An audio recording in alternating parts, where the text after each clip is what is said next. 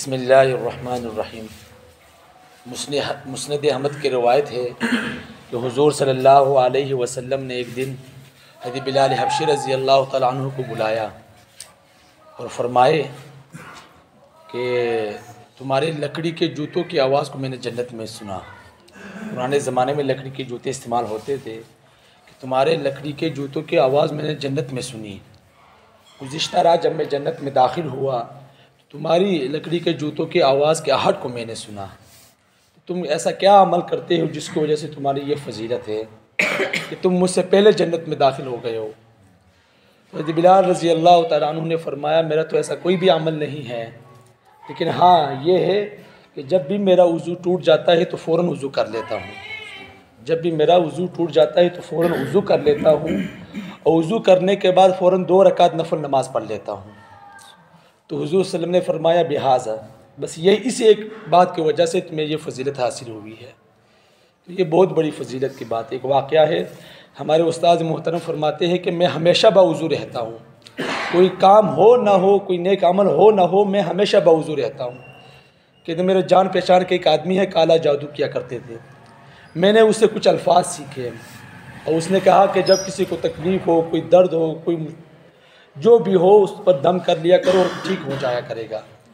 कहता मैंने बहुत उसको आजमाया लेकिन किसी पर असर नहीं होता था।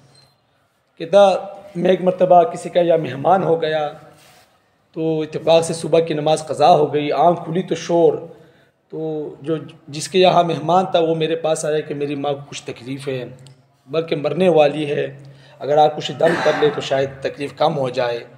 मैं उसके पास गया, बग़ैर वज़ू के था, नमाज भी नहीं पढ़ी थी, नींद से ही उठा था।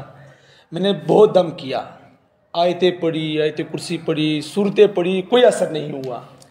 जैसे ही मैंने वो काले जादू का अमल शुरू किया और फ़ौरन ठीक हो गई। ऐसी ठीक हुई कि ऐसा लगता था किसी कोई तकलीफ़ ही नहीं थी पहले उसको।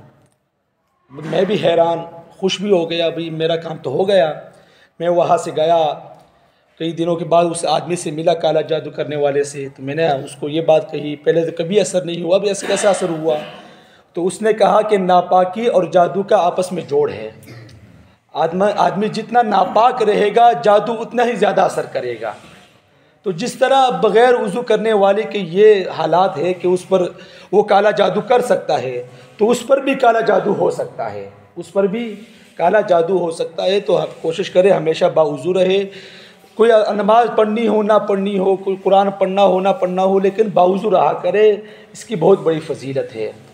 तो फिर उस्ताद मोहतरम फरमाते हैं, अगर आपने काला जादू सीख लिया, अगर किसी पर करना हो और कहीं जा रहे हो, अगर रास्ते में एक पत्थर पड़ा हुआ है छोटा सा, आपने तकलीफ़ को ख़त्म करने के लिए उस पत्थर को दूर कर दिया, तो फिर भी आपका काला जादू असर नहीं करेगा।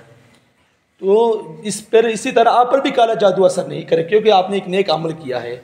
तो इस तरह कोशिश किया करे, भाई नेक अमल भी किया करे और बावज़ू रहा करे। इंशाल्लाह अमल करेंगे ना।